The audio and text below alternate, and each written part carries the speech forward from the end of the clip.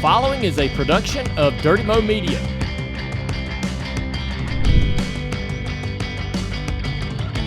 Hey everybody, it's Dale Jr. back again for another episode of the Dale Jr. Download. It's Tuesday. This is post-Texas, heading into Watkins Glen this weekend. Got a great guest segment for you tomorrow as well. This episode is presented by Arby's. Don't forget about Arby's new meat in 3 box. Get more meal for your money at Arby's. We have the meats. So let's dive right into it. A lot going on this weekend. In the O'Reilly Series, we learned that Texas is a slick racetrack. This was a repave, a reconfiguration years ago. We've not had great racing on this racetrack. Crowds have suffered. We put PJ1 all over it. We did all kinds of things to try to help this racetrack survive this little rough patch. And we are finally out of the woods. This place is awesome. It's wide. And we no longer need to treat the racetrack with any kind of a Coke syrup or anything like that. And we had cars running the bottom, the middle, the top. It was fantastic. In the O'Reilly Series, well, the truck showed that as well. The O'Reilly Series, though, we had a really badass moment where they got 3 wide there for the lead between the 19 of Cruz. We had the 1 of Zilich and then Larson. It's pretty wild what was going on there for a few laps as those guys were racing it out. And this was a great precursor for what would happen on Sunday. So the track is super edgy, especially the outside groove when the race starts.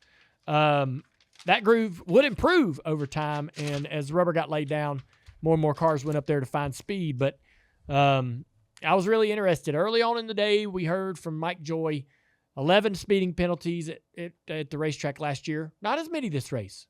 But a lot of chaos on pit road. Yeah, there was a lot of chaos on pit road, but I wonder why we didn't have as many speeding penalties. What has changed? Has anything changed? Or were guys just more aware, more careful? We just had an anomaly? Did we just have an anomaly? What was the deal? TJ, was there an emphasis for you guys on making sure you I was expecting lots of speeding penalties. Didn't get any. Hardly. Something was different this year. I mean, I don't know if some of the lines were different, but our lights, we had to adjust both days, or on Saturday and Sunday. Great point, yeah. I had to adjust lights. Yep. So that tells you like something has changed. Something's changed. All right. So the speeding on pit road was a bit interesting. We didn't have as many issues there. There was, this race did play out quite interestingly, and maybe it prevented a lot less green flag stops or whatever. I love busting on people that speed on pit road. I don't like to see it though. It upsets somebody's day. It's a terrible penalty. It is a terrible penalty. So that was kind of good. I'm glad. I don't want to actually see speeding penalties, but when you do go to a racetrack where there are traditionally more than normal, you are hyper aware of it. I think it's also like for a fan, you're unsure because you don't know how fast it was, and so it's just like an odd call to you're just taking their word for it. Yeah, you're just taking they were 0.05 over, and you're like, yeah. And the driver's saying, I don't know how they called me. I don't know. I was going my lights. I had green, and then it's like whatever. The bump in turn 3 and 4 was a big deal in the second groove, especially. You saw a lot of guys busting their ass through that corner. Turn 1 and 2, treacherous as well. Saw some guys getting upset. In its own way, yeah. There's speed to be made in the second or third groove, whatever you want to call it. They're not getting all the way to the fence like we used to back in the day, which I hope that's coming down the road with this racetrack as it continues to age. But I think it's time to start working on the tire there. We had a moment in the race where, for example, Eric Jones wins the stage, his first stage win ever on 20-lap tires. Look, I'm happy for Eric, but that shouldn't happen. Yeah, it should not happen. Yeah. The guys with tires should just eat him alive. So that's an absolute, not red flag, bad Goodyear, but more of hey man, it's a signal that the track has gotten to a point to where I think we can start working the tire back in the other direction. When you repave this place, you got a bulletproof tire that you got to bring. They got to be conservative. They can't have failures, and they got to protect the drivers. And we all love that. It's fast. It is fast. And they've got to, I think, though, it's time to start working that tire back the other way. There was tire wear, though. There was. Yeah. It's definitely tire wear, but that when he won that stage, it was a real short run to the end, right? That's right. And he had a lot of cars that stayed out too, so that kind of helped him in that. It but did. I think if it goes 5-lap run or 3-lap run or something like that any further, that he's going to get chewed up. But still, I mean, we're used to guys coming from 10th and winning. That's right. We kind of had the same thing later on in the race where Corey Heim, he got the lead, staying, by some strategy to be able to stay out on some older tires and just drove away. And he ended up clocking off. Let's see. He ended up running 26 of the race's fastest laps during this period of time. Then you throw him back in the pack on tires, and he kind of struggled to really make way through the field the rest of the day. Yeah. But hey, before we move on, that's a sign of things to come for Corey Heim. That guy right there, when he put him at the front of the field, he's sitting there running the fastest laps of the day on a little bit older tires than some other cars. This kid is given the opportunity. We know he's going to be incredible. What I watched Corey there in the beginning. We were around him, and he isn't content. He has to learn the air a little bit more, but he's always looking. Yeah. Kind of like what Tyler, how them guys are, like Briscoe, Tyler, them guys. He has that ability, but it's going to bite him like it bit him at Texas at times. Yep, it did bite him. Hocevar on the pole. A couple of things I noticed right out of the gate. Hocevar qualified really well, as did his teammate Suarez. Front row. Yep. Suarez dropped to 17th place by lap 30. I also saw Hocevar struggling as well. So Suarez car started tanking around lap, 15, 20. Hocevar also started dropping a little bit and struggling to match pace with the top 10 after about 35 laps. Now, he was able to race hard and find a balance that would allow him to maintain his track position throughout the day, and he ends up coming home. Both these guys come home with top 5 or top 10 finishes. But Suarez was in big trouble. One of the things that stood out to me when I was looking back at some of the guys' fastest laps of the race, and this is just something, I don't know, a neat stat that I would love to that I'd love to have the answer to. So most every car in the field ran their fastest lap between lap 175 and lap 220. Most everyone ran their faster laps toward the end of the day. The fastest laps for the 7 and the 77 were laps 2 and laps 3. So, their cars, I don't know, did their cars not improve throughout the day? It's definitely probably not situational. That was the cleanest air that either of them had all day. Yeah, but everyone, the whole field, all ran their fastest laps in this other part of the race entirely. Yeah, I mean, they should have been. That's kind of weird stat. It is weird. That is weird. And it just kind of tells me that they didn't look as good after they changed that first set of tires. For whatever reason, their cars had great speed in qualifying. They went out there and, Suarez finished in the top 10, as did Hocevar. Hocevar, to me, was a backside of the top 10 car. Suarez was not. Hocevar definitely had a better race going. This is the number. Suarez on speed ranked 22nd in the field. Yeah. That, and how commend him for getting a top 10 finish with. Yeah, he did a good job. Basically a 22nd place race car. That he was on the same strategy we were. Yeah. And we stayed out, and he had pit. We stayed out to try to win the stage, and he pits, keeps his track position. Yeah. So. You guys did not. That was another thing that happened in the race that was really interesting to me, TJ. And I know Brad said he overrode and made the decision. He took ownership of that decision on social media, saying that, hey, man, that was on me. And we've heard drivers say this in the past, man. Even veteran drivers, you got to let the crew chief. Kind of walk me through, I suppose, not so much what led up to that, but what the conversation's been like since. Brad stays out to try to win the stage. He was in third place. The caution comes out. Everybody pits. He stays out. They run one lap or whatever to the finish. 1 lap, one lap to the end of the stage. He finishes third. So, which is where we were running no before. gain, no loss. Yeah. But now he's got to come down pit road, and he gives up 27 spots. 27th. Right? So he comes out 27th, basically come in from 3rd to 27th, and you finish 20th? 13th. 13th? Sorry. Before all that jumbled up mess at the end of the race, I think you're running 20th before the last caution. Let's see. It got close to getting even out, but we had a little bit of luck at the end with the wrecks and stuff. But so the the decision to come down pit road or not come down pit road and come back out on the racetrack in 27th.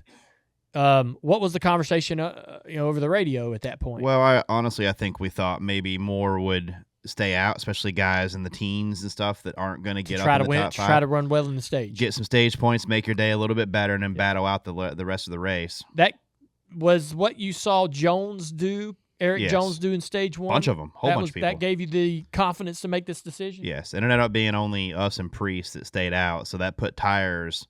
Brad restarted 18th on the last restart, grabbed 5 spots to be able to get a respectable 13th. Respectable, yeah. But you're just planning on more cars staying out, I think. Yeah. And if you get the stage win, get points there. We obviously didn't have a winning car, but when we were in the top 3 right there, I honestly, we were better than Suarez at that point, and he finishes, 5th or 6th or something? Yes.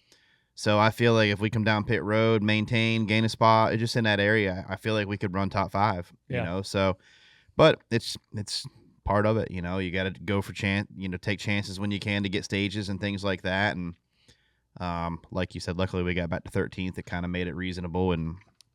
But you still, at times, Brad's a very smart race car driver, and he knows way more than what you probably think he knows when he's racing on what laps, who's doing what strategies and things like that. And sometimes you can't see the bigger picture. Yep. From in the car, and it's hard for him to see that sometimes, but I think it's business as normal going forward. I mean, there's no, I think each race is going to be its own animal every week, and you just got to try to make the best decisions you can and keep racing. We saw Denny overrule his crew chief too. So a couple instances where drivers, I think, doing something normally don't do. Yeah. Which is especially odd for Denny. Yeah, and I think they're the ones in the car driving it, knowing how challenging it is. You know what I mean? Like, and if you can get points when you can, you can take them, because if you pit and you come out there, you could have gotten a wreck. We could have gotten one of them wrecks, or who knows, I mean, you just never know. So I do think there's a play for take points when you can get them as well, especially if it's a top 3 to 5 position. You got to take as many points as you can. Get the points bank and see what happens. I mean, if you look at the points, we're right around. Look at who we're right around still. I mean, you can see. I mean, it's tight right there, man, and you almost got to take every point that you can, right? So. Yeah, Brad's sitting 9th in points, actually, very respectable, I think. But surrounded by Larson, Byron, got Ty Gibbs, Christopher Bell behind you. I mean, a couple guys, yeah. So tight window. It is. Blaney had a great car coming from the back of the pack at the start of the race, qualified real bad, drove up to the top 15. He'd have some issues on pit road, but not of his making. His pit crew actually did really well throughout the race, averaging about 7th in the field in terms of pit stop speed. Is that a thing anymore? Are they talking about Blaney's pit crew much at all anymore? Or is it gone? They made the change just recently. This week, they're in the top 10 in performance. I didn't know if they were still getting hammered on Sol. No, you know what I mean? Like, because he was the reason they had the mistakes on pit. They were minus 11, I think, after the first stop on pit road, or after the first stage. Mm-hmm. And so it was because he stalled the car. But there was another issue on pit road as well that I felt like might have been more on him than the crew. Yeah. But there were more wrecks on pit road than there were speeding penalties. Yeah. In the first stage, this is another thing that I see. Christopher Bell pits at lap 33. The breaking the stage in half will be running to lap 40, 41. You see guys coming down pit road earlier. We know that Denny Hamlin and his guys like to run long. Sometimes you'll see that pay off at the end of the stage. But if you're not Denny Hamlin, now that's easy for Denny to do. He's running in top 5, right? It's easy for him to stay out there and run long. But if you're a 25th place car, I've never really understood the point of, if you're running 25th, you're running 20th, right? Mm-hmm. Everybody starts coming to pit road lap 33. Why are you staying on the racetrack to give up all of that time? Now you're coming out of pit, when you do make your stop at lap 40, say, in Texas, you were 22nd when the cycle started. You come off pit road and you're 32nd. Yeah, so I know exactly what you mean, and I've thought the same thing as you at times. But the way that these stages are, they're splitting it like it's 70 laps. Yes. People are doing, if they're pitting lap 30, they're pitting, and if you look at their times, they're actually cars that are falling pretty hard around lap 30. Yeah. And then, so the next run, they got to go 40, 45 laps. And that makes the second half of that harder. But look, the 7 is Suarez. So he was a 22nd place car. He's not a great race car, not great on speed. And he pitted with the guys that came early. He's like, yeah, hell yeah, bring me to pit road. Even though my car sucks at lap 25, I'm coming down pit road. And that, I think, was that and some other strategies about pitting later in the race were the things that allowed him to get this 10th place finish, top 10 finish. Sometimes I just kind of wonder. Look, I'm gonna catch hell from some of the crew chiefs that are in these positions. Well, we did the opposite and up in front of him. So I mean, you ran long. We ran longer than him. Yeah. Yeah. So, well, he was junk at the first part of the race. Yeah. But if you're in 25th, you're trying to jump some cars. Come down pit road. Get on. Yeah. Don't stay on the racetrack and just bleed more and more time and give up. You don't have track position, and you're giving up more. Yeah. I will say, though, that watching visibly some of these guys when their cars fall off, they're out of control, man. They are and they fade really fast. And get to pit road, make an adjustment, give yourself a chance. So one thing, too, is you can it's easier to pass a car 30 laps into a run if you're 5/4 better a lap, it's easier to pass that car than it is when you're a 10th different a lap. You know what I mean? I get it, but you're giving up a straightaway or more to the field by staying out 7 more laps. Yeah, but you're banking on gaining that back with the 15 extra laps they got to run. If you're 25th place car, you're not doing it. Yeah. Now, if you're Denny Hamlin or somebody with a top, if you got top 10 speed, yeah. But if you're a 22nd place car, 25th place car, I think get your ass on pit road, try to turn your 25th place car into a 15th place car. Yeah. The problem is that whole group all pits at the same time. Yeah. So you almost have to do something different. You come out within a spot or where you were because you're not really gaining. I'm not an expert. Look, I'm going to take this. But when I'm sitting there watching these races and I see all these guys, I see the cycle begin, and you always see 8 guys stay out. And I want to be the guy that starts it. The 8 guys that stay out are always the guys that are running 20th to 30th. Yeah. It's why are we doing this? Are you banking on a yellow? What's going on? There's less yellows this year, less likely to get that yellow you're looking for. You're trying to get it to pay off on lap time at the end of the race, but what you give up, you don't make it up. The stage ends too quickly. I don't think you make it up on the leader, but no, I think you're not worried about the leader. I think I do. I mean, I know. We've been in that. Rarely, though, do I see that guy drive himself to 15th from 30th. Yeah, I mean, you don't. It's hard to do that no matter what. So it's just frustrating. So we're running along there, and this is a moment in the race that was really compelling. Gilliland spins out, kind of gets put in the third lane around turn 4 and busts his ass. Denny slowed down. Christopher Bell thought he could shoot the gap and get through, but he gets clipped. Wrecked out of the lead. I believe he's leading the race. He was. Wrecked out of the lead before the end of the stage. Christopher Bell, I think, would lose 4 positions in the points. He's going to go from, I guess, 9th to 13th. That's crazy. It is. So this is one of the first. I mean, I'm sure there's been other examples earlier in the season, but this was a great example of the new point system at work. Christopher Bell, a very unfortunate situation right there where he gets clipped and ends his day. Car slaps the wall with the passenger side, right before the flag stand, and damaged the car too much for him to be able to continue. He's out of the race. No top 10 stage points. He's getting ready to it was a 30, right in that moment. It's a 30 to 45 point swing in the moment, right there. Bam. Oh, if you're the first car out oh my gosh. Yep. Especially leading. Yeah. It doesn't get worse. He's going to get 10 or 9 at the worst in that stage right there. It doesn't get worse. Yeah, it doesn't. Chad Fincham passed him. we will look back at this race, no matter what happens with Christopher Bell going forward. We will look back at this race and wonder what might have been. Could he have just gotten an average day, right? Come away with 5th to 8th, who knows? 10 stage points, a top 5 finish or a top 10 finish. Yeah.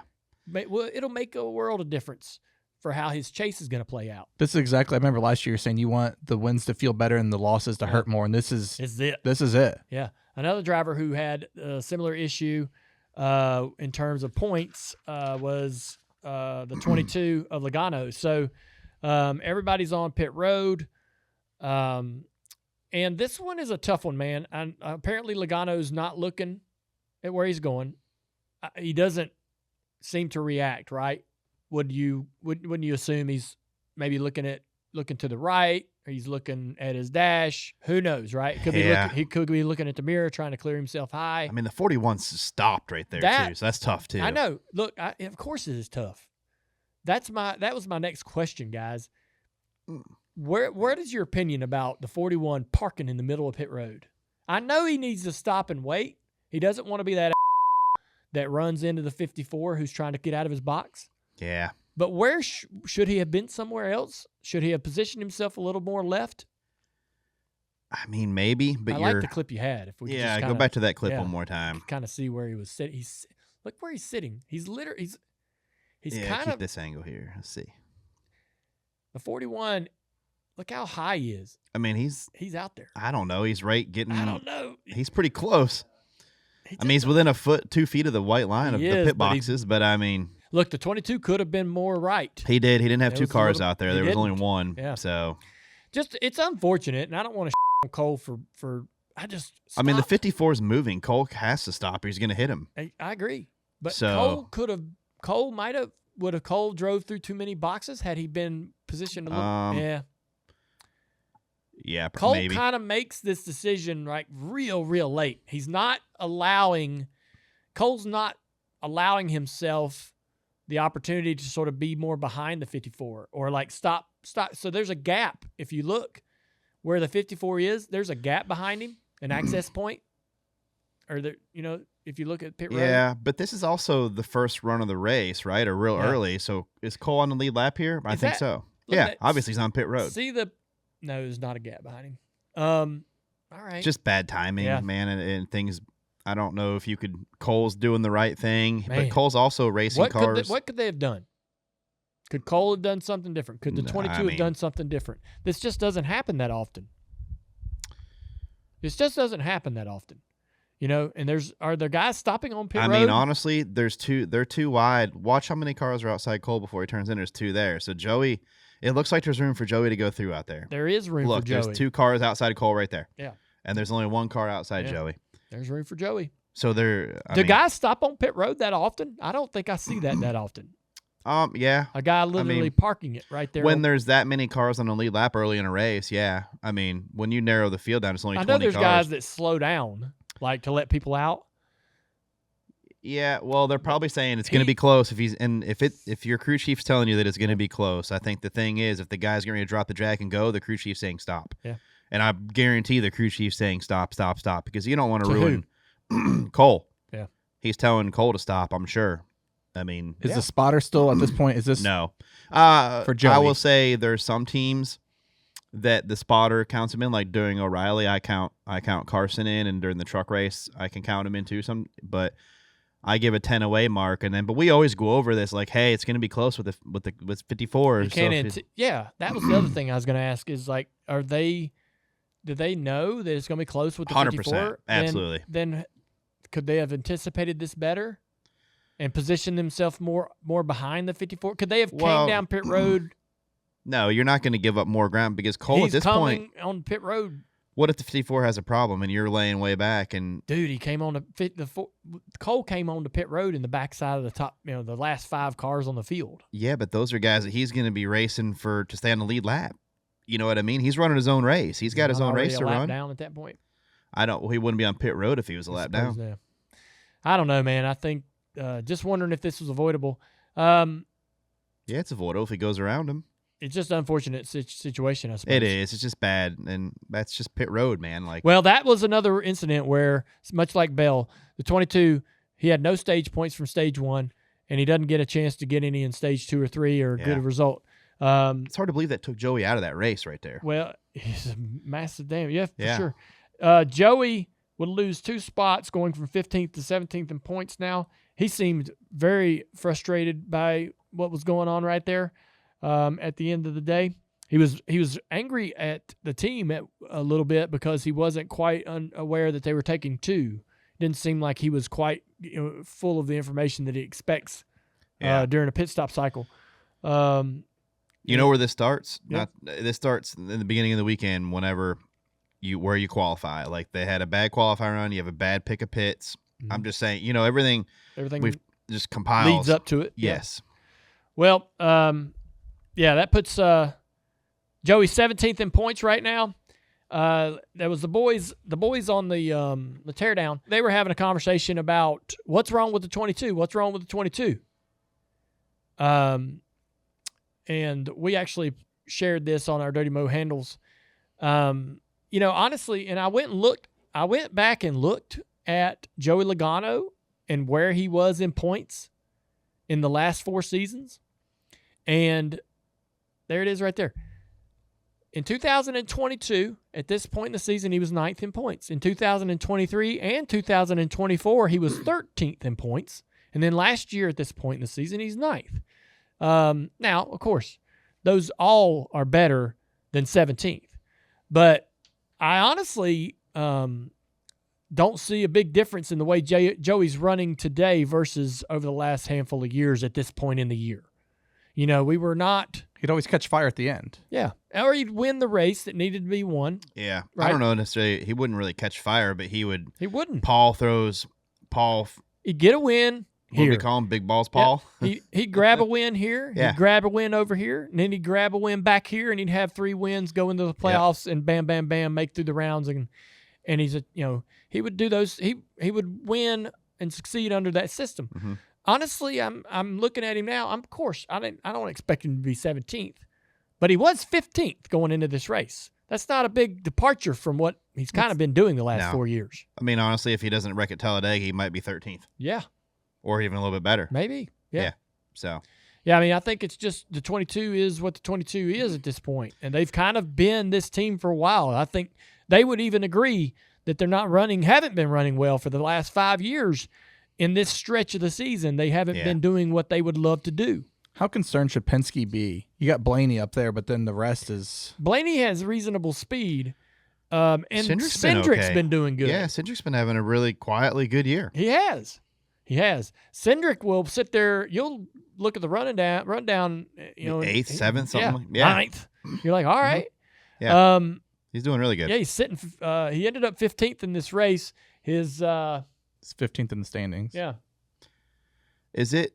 But like in these previous years, though, we haven't had this point system, though. Now, and they've always made ground up by getting that win, throwing that Hail Mary, and getting that win, and then using that to just, leapfrog up there and just kind of keep throwing Hail Marys. Like you can't, I don't think that's possible now. Yeah.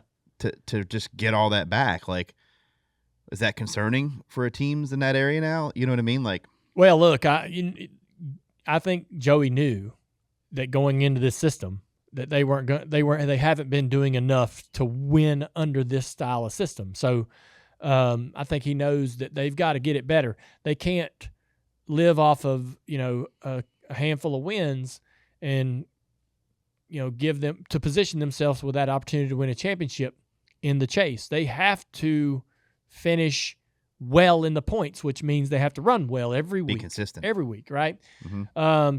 To your point, like Cindric, his average running position this past weekend, 13.9. That sounds exactly like a Cindric kind of 2026 day. And I think that is up over what he's probably done in the last 4 years. And the other car, though, the Josh Berry connection with the Wood Brothers, they've regressed from last year. They had a really solid year last year.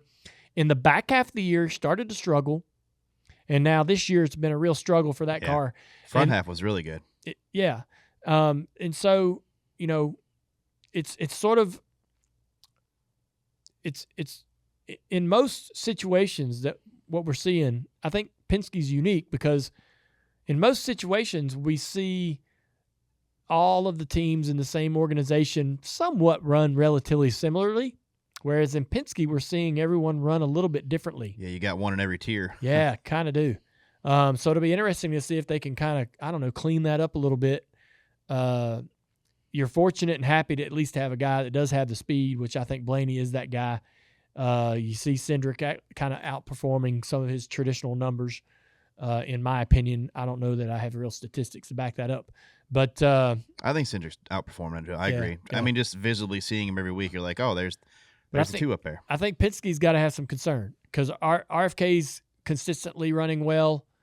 Most racetracks outperforming Penske on half of the racetracks. That's a conservative guess. I'd say RFK is the better Ford team right now. Yeah, I think that's you fair. Make that argument any given weekend. In the first stage, Briscoe was able to get some points, finishing in the top 5, I believe, finishing 5th in stage 1. He would have some contact on pit road. Kyle Larson comes into his box. This is kind of a thing that Cole Custer was trying to avoid. Larson's coming in. The 19's leaving, knocks the right front off the 19 car in the damage and would suffer for the rest of the race. Another situation where a driver that is, kind of had a tough start to the season. This is Briscoe. He's sitting 16th right now. He's been trying to claw himself up the rankings since the season started. He ended last year, I think, one of the top 4 teams. He was top 5 team. Yeah, race for a championship. Yeah. And we all thought, okay, second year, he finally knows how this Toyota car drives. Yeah. He's going to take off this year. He's in a deep, deep hole right now. He is 16th in the points, but coming out of that race with an opportunity to grab some points, wasn't really able to gather all of the points that he would love to have had in his bucket. Going into Watkins Glen, though, they've got a chance to go out there and run well. He's been doing pretty solid numbers on the road courses. This guy has to be sitting here in 16th, right? 284 points back from Tyler Reddick in first. He's trying to get into let's say he's looking at the top 6. Man, I'd love to be in the top 6 for the chase, right? That is Carson Hocevar, who's 193 points back. So he's about 90 points from 6th. 90 points. He has got a lot of work to do to give himself an opportunity to try to race for this championship. Yeah. When you look at the guys he's got to overcome, it's not easy. No. Well, that's what I'm saying. You look at them points, man, from 9th, look at 7th, Gibbs, Larson, Byron, Bubba, Preece, Bell. I mean, Bell's back there in 13th. It's crazy. Like, it's not like some guy that we didn't expect is up there and they're gonna fall off. I mean, this is kind of cool about this. You still have some guys that just had a lot of speed, and you still have some guys that haven't been the fast lane, but they know how to put races together. You know what I mean? They got a little bit of both. He's with the organization that's one of the best performing organizations in the series right now, Joe Gibbs Racing, and they've got to have a really, really good stretch in the summer to give themselves a chance at this championship. Have to. They have to. It starts now. Yeah, for sure. Guys, it's back, and I'm excited because now you don't have to go hunting all over for good barbecue. Arby's is bringing back that slow-smoked goodness straight to the drive-thru. I've been waiting all year for Arby's to bring back their barbecue sandwich lineup this year, and it's even better than ever. We're talking a 1/4 pound of pulled pork smoked for 4 hours and a 1/4 pound of chopped brisket smoked for a full 13 hours. Now that's real barbecue, low and slow. On pit road, we work fast, but in the barbecue pit, slow is how you get it right. And they got it right. And the sweet and spicy barbecue sauces are back too, so you can mix it up however you like. I'll be honest, 13-hour brisket from a drive-thru, I had to try it. I picked up a sandwich the other day for lunch on my way to the shop, and it surprised me. It's legit. Low and slow in fast food. It's kind of wild, but it works. Arby's is doing real, authentic barbecue that's so good you won't believe that you got it at a drive-thru. Everybody knows Arby's has the meats, so if you can count on anyone to do barbecue right, it had to be Arby's. Available for a limited time at participating locations while supplies last. Prices may vary. Get your barbecue sandwich at Arby's near you today. A lot was made of Kyle Busch's day. Got qualified in the top. Yeah, guy qualifies in the top 10. Ran really good all day long. Got a little frustrated at points in the race. And then toward the end, didn't have the track position that they had all day long. They're back there racing for around 15th with John Hunter Nemechek going down the back straightaway. Gets up, him and John Hunter Nemechek make contact. It turns the 8 into the wall. And then they go down into turn 3, and he intentionally crashes the 42. Allegedly. Yeah, I mean, it's pretty. Yeah, I know. I mean, clear. Absolutely. I was watching some of the comments that Denny made on his podcast, and I have to agree. Look, the 8 car of Kyle Busch put out some SMT data. Could the 42 have been higher? Yes. But even with all that said, was the 42 shaded down? Yes, he was.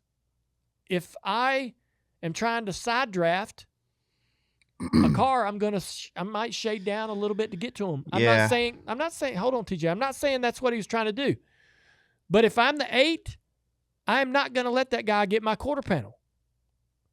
And so if I'm the 8, I'm going to actually be down the track a little bit. And that's one of the points that Denny made.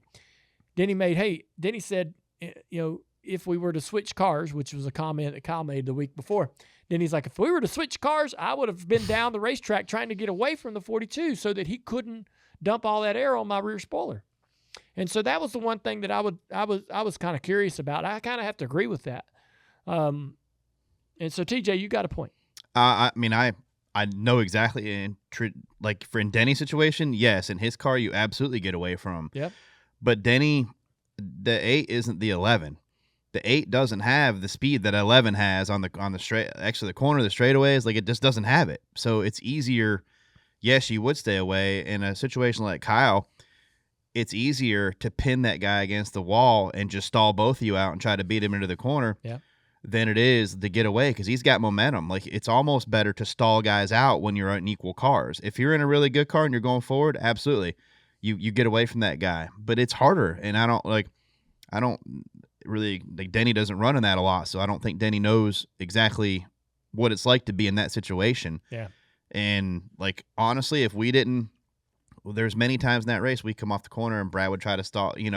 We get away from a guy and they clear us before the entry to the corner. Yeah. So watching the SMT data and how when the 8 goes down into turn 1 and 2, the momentum he has going by the 42 off of turn 2, it almost feels like that it's going by him so well that he feels like he actually might have had him cleared or might have the potential to clear.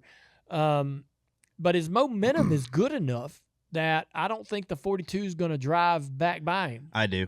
I think the 42 pulls him back and he clears. If he pulls him back, yes. But if he, I don't think he has. I think the 42's got enough momentum to do it when they naturally come off right of turn there. 2, they're damn sure both running the same speed in the SMT data.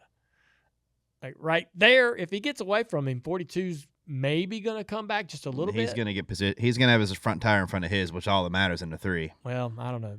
I feel like if you let him side draft, you certainly give him the chance to go by you. Also, like, let's just say that John Hunter is wrong for this first part.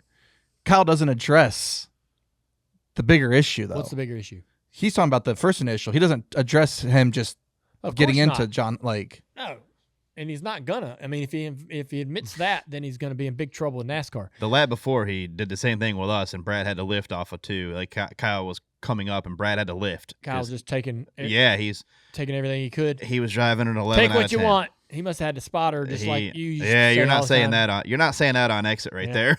Well, listen, that's. I think what happened with John Hunter and Kyle Busch is just two guys with racing to me. 2 guys with really interesting personalities that just clash in that very moment. But down in turn 3, Kyle Busch intentionally crashes the 42. He turns right. Bounces off of him, sends him up into the wall. I honestly don't feel like NASCAR is going to do anything about this. I hope they don't. Well, there's another situation later in the race between Preece and Ty Gibbs that was equally as intentional. I mean, he said it before he did it. Yeah, he said Preece was mad with the 54, and he said he's going to take care of it. He went out there. He sent him down into turn 3. Did he have the intentions of wrecking him? I don't know. He knows kind of what he's doing out there and how hard he's hitting these guys and what might happen to him if you hit him like that. But it ended the 54's day. Huge point swing for the 54 as well. Ty Gibbs, he was sitting fifth in points, and now that knocks him back to seventh, which is right outside that sort of place you want to be to have a shot at this championship. So a big swing, big blow to the 54 team. I'm sure those guys aren't going to forget that. Do you feel like it's self-inflicted, though? Well, the question I think I'd love to talk about is, what does NASCAR do and will they react to either one of these situations? I feel like, given the current environment, with what has happened in NASCAR, with Phelps leaving, the text messages, the lawsuit, O'Donnell coming on as the new president, I don't think they want to do anything to ruffle the feathers and the general popular opinion. And so I think, just my guess, and I'm not trying to start no shit, but I don't believe they react here, because I feel like that they may fear reacting to this would create bad negative publicity and feedback from fans. And so I've been in the sport long enough to see the ebb and flow of boys have at it and how it comes and goes. And it's fair. It's never going to be this flat, perfectly managed situation. You're going to have times where you got to rein it in. They're going to have times running a series where you've got to react and say, enough's enough. I'm going to freaking make an example out of somebody. But right now, I don't think is that time. Right now, I think is a time where they may allow this one to go. And I could come up with, and I just explained a lot of reasons why they might do that. So I don't expect any penalty. I don't expect any. You might do probation. You might do something subtle, but I don't believe they're going to do any money or any points. And if this were to continue and become more problematic, they might rein it in and show, make an example out of somebody down the road. Because again, it does peak and valley between how NASCAR in any series has to manage the actions of drivers on the racetrack. That's my opinion. I don't think anything happens here. I don't know if anything happens. I know that if I was on that car that got wrecked, I'd be really pissed off. Yeah, of course. And they will be. And they are. You're running. This is one of the places where you're running fast and you're in the throttle a lot. And this isn't a Martinsville where you ship a guy up the hill a little bit or spin him out. This is Texas, where it's arguably one of the fastest places and most treacherous places that we go to. And you might not see that rebuttal or response at Watkins Glen. You may have to wait a while. Yeah. I don't know, man. I feel like this is just unnecessary. Kyle was having a pretty solid day, a good building block to better days. Yeah. And even if they don't wreck there, what's Kyle finish? 13th to 15th? Well, his right front was destroyed. I'm just saying if he doesn't come up on him and have that accident at all. If it doesn't happen on the back straightaway. Yeah. He finishes in the top 13th to 15th, maybe 12th, I don't know, somewhere in that area. And that's a solid day to come back and start building off of, in my opinion. And Kyle, to me, look at his. He restarted 11th on the last restart. Yeah, okay, finished within 2-3 spots of that, right? And ended up 20th, last car on the lead lap. He got into somebody at Bristol, Riley, and wrecks him there. So to me, you got to. I didn't think about that. He was on one Sunday because he was cussing at Hocevar too. But just finish the day off, man. You had a good day. Yeah. There's no reason. The last thing you want to do is this is not what you want to be in the news for. No. Listen, the act of wrecking the guy is, it's uncalled for. You can't, he shouldn't have done that. But I don't think NASCAR does anything. Is all I'm saying. Yeah, I don't think. What do you think of Preece though? If they don't do anything to no, Kyle, I'm not him being punished or anything, but just like him getting mad at Ty, it seemed like, to me, the average fan, it seemed like for nothing.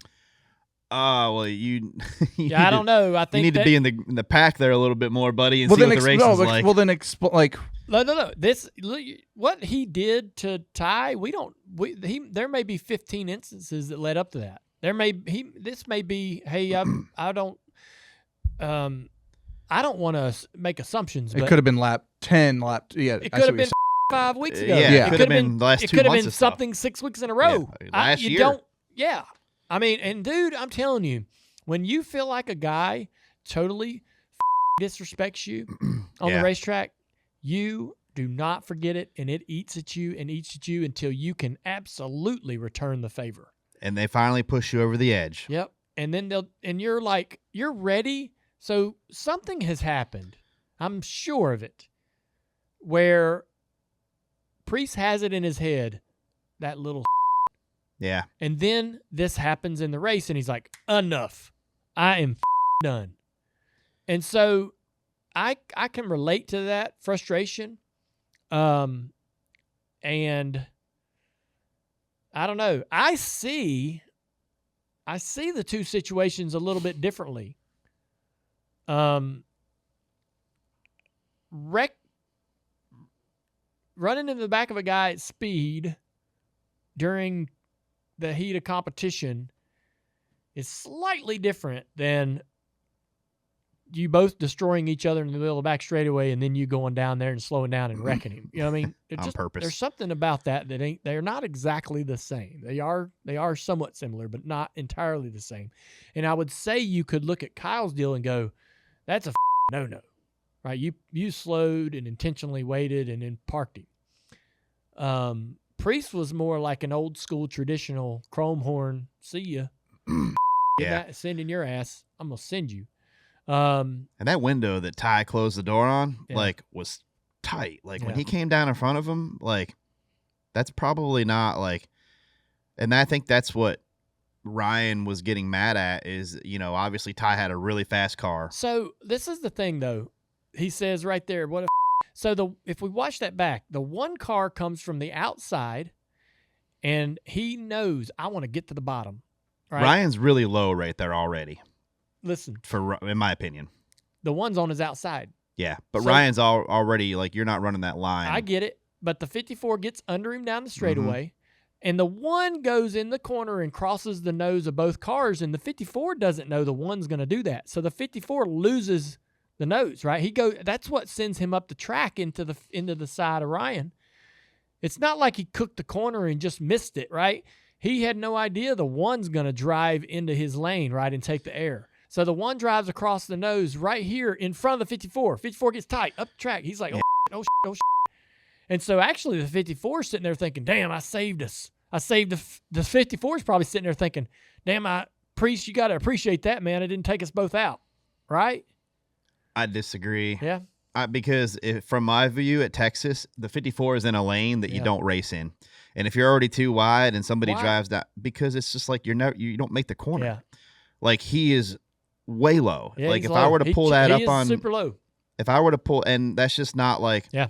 And if you got what Ryan's saying is you got a good car, you're going to get around me eventually. I'm racing my ass off here with these guys. You're going to probably get around me. Your car's better. Why force this issue? Yeah. And that's where, and obviously there probably might have been some other things leading up to it, but he misses the corner, comes up, packs air on Ryan. Ryan loses more spots, and then he slams the door on him within when he closes the door in a 3, what are they, 2 feet apart? Maybe, I mean. Yeah, when he actually runs him over. Yeah, I mean. You talking about that part? Yeah, in 3. Yeah. Wish we could get to that. Like if I'm Ty, I'm probably just going to run up and get a run down the straightaway and clear him and be gone. That is frustrating for a driver. Like you're on the inside, right? The guy drives by you and he knows he's just kind of clearing your nose and he's going to drive in front of you. He's driving in front of him on purpose, right? To take the air, shut the air off. Yes. Right. And you're doing that. And yeah, that would I promise you Ty cleared himself right there because the spotter's not going to clear you within that quick. The spotter did clear him. I went and watched his in-car, but it was like clear. He hit you because so he cleared him after he saw Ty move. Yeah. So I don't know. Interesting. Well, before the 22 was destroyed on pit road, Byron spun off of turn 4, and also later in the race, the 5 of Larson would spin. So off of turn 2. The 24 could rebound and end up in 8th place, while Larson ended up finishing 34th. and a tough day for the 5 car. He lost 2 spots from 6th to 8th in points, just right outside that sort of magical window that we think's you're gonna need to be in to win a championship. That's the thing too, is like you lose just a few points and you're gonna drop a bunch of spots because it's so tightly packed. Well, look at Hocevar. Look at Hocevar up there. That Talladega deal was huge. That for win him. for him was huge. Hocevar in 6th right now in points, and he's highlighted that on his social media. If there is a car that could be one of the 15% that would win the championship in the simulations, the thousands of simulations that were ran for this new point system, if there's a car that could win the championship outside the top 6, it's Kyle Larson. So while he is falling out of the top 6, sitting in 8th right now, I still think their title hopes, even if the chase started today, are in really good shape. If he was like in 11th, how far back do you think he can overcome? Kyle Larson outside the top, I would say anyone outside the top 10 has 0 chance. Okay. Less than a 2% chance. It's going to be hard. Super hard. Yeah, I agree. But I think a Larson from 8th, yes, still doable. 1, maybe 2 wins, he's popped right back up to the top 3, top 2. One of the things about Texas, it's been a tough track and not put on some great races over the last several years, but the surface has gotten better. And with this point system and the blows that we see these guys taking in terms of going out of the race early, Christopher Bell, the 22 Logano, those are big, big moments that did not matter in the old system. And so now I'm not as focused on whether the race is great for the lead. I'm more I'm in case maybe there's not a battle for the lead. I'm still entertained by the drama and ebb and flow, the things unfolding, the stories. And so, and I'm telling you, that's really where we need to be. We need to be entertained by not only what's happening on the racetrack and how the cars engage with each other and how they interact, but we also need to be taken on a ride emotionally with what guys are having to deal with when they get knocked out of the race early and can't get any points, or they win a race like Hocevar, right, and boost themselves forward multiple positions.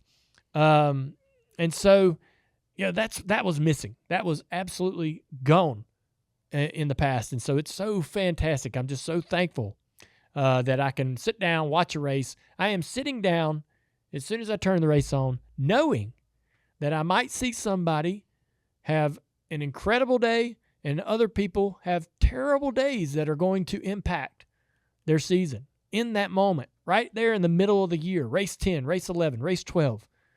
I'm going to see things happen in this race that are going to have an effect on the final outcome. Yeah. There's a lot more. There's a lot of emotions are building for a lot of guys. Yes. I realize I didn't like the old format, but I am realizing more and more with each passing week of how much we missed out on over the years in terms of this drama, and how this is playing out. It's so much better. And they really nailed it in terms of how they benefit the winner and how the tough races are big, big deals and big blows to the teams. Do you think, just on it real quick, the points the way they are now, before, right now, if you're 15th, 17th in points, it's all right, well, we're going for wins only now. And now, I think there's a balance between, yes, we're a team that can basically take any kind of risk we want because winning is all we're going to be able to do, right? We're not going to battle for a championship. But there's a lot of pride, right or wrong. There's a lot of pride in making the chase and not making it. Oh, absolutely. It's kind of like, when there's a kid in the class that's having a party and you get that invitation or you don't. Yeah. You're like, all my friends are going. I didn't get invited. What the That is exactly what it feels like when the season is over and the chase is about to begin and you're either in that group or you're not. You see all your buddies in that group and they don't give a that you're not there.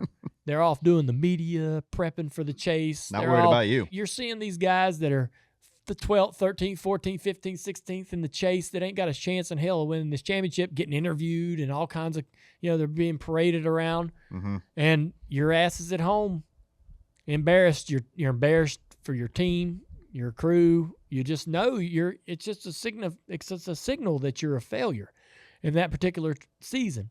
And adversely, on the other side of that, if you're one of the teams that gets in, it's a feather in your cap, whether you got a shot or not.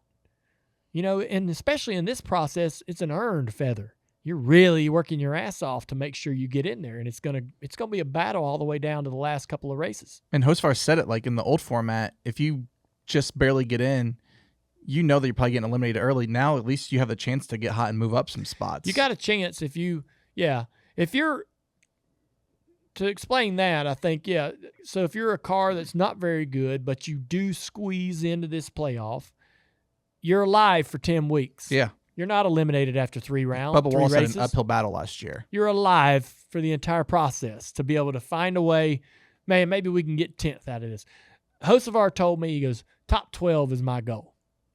Top 12. He's like, we're gonna bust our ass to make the chase, but I think if we get in the top 12, we are overachieving.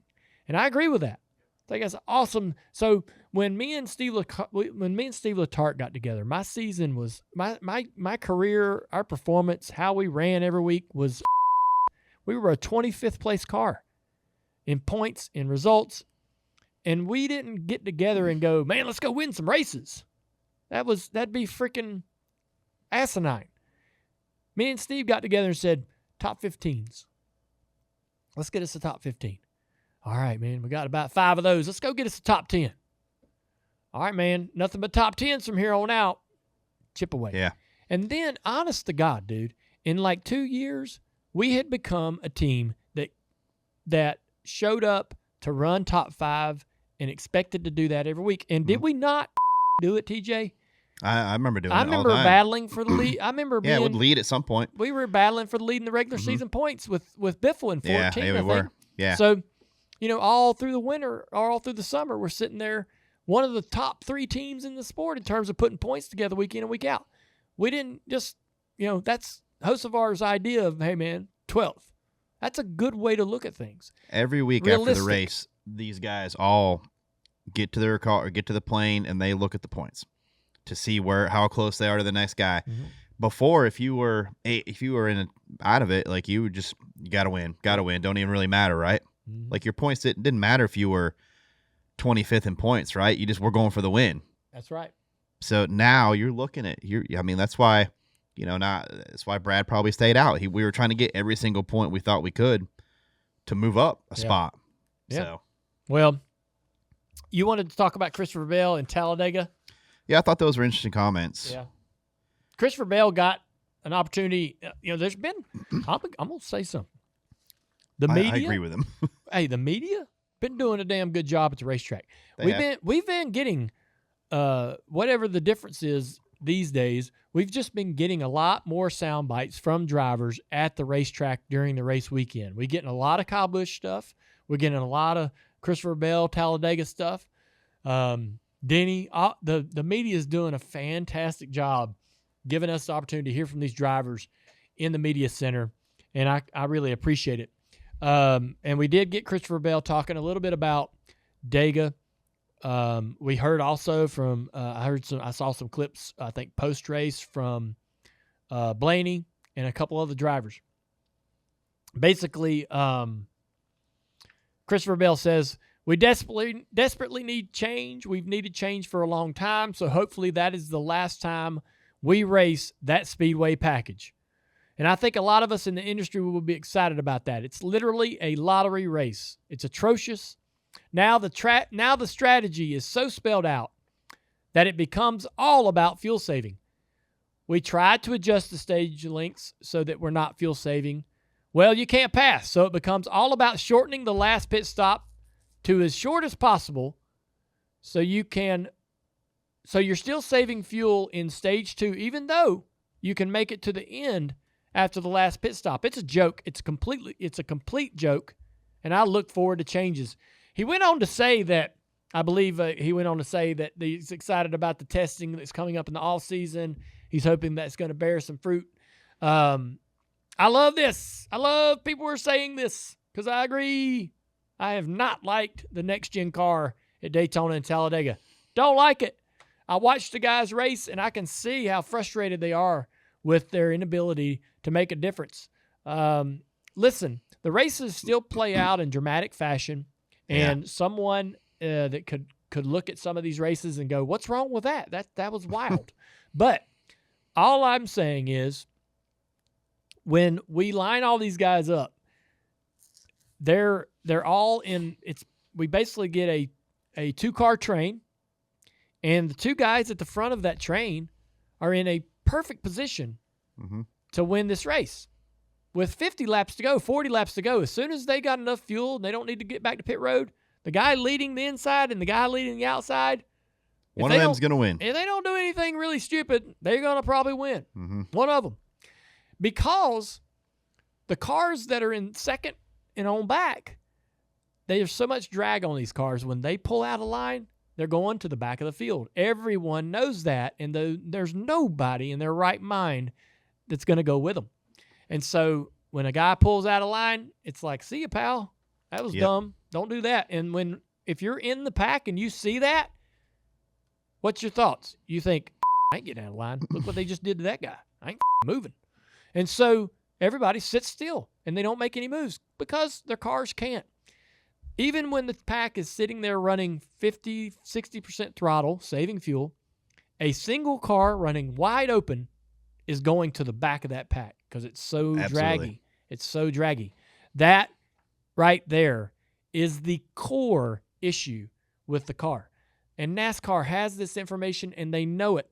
And they're going to go test, and they're going to try to figure this out. I applaud them for their efforts. I'm hopeful, and I'm pulling for NASCAR. I'm pulling for all the drivers to rally around the idea of trying to get this right. Let's all get our arms around it and get in the room, and when they go test, get going. We don't need to fix it entirely. Let's just try to figure out the direction we need to go, right? Let's just see a little bit of, all right, man, there it is. All right, let's keep going that direction.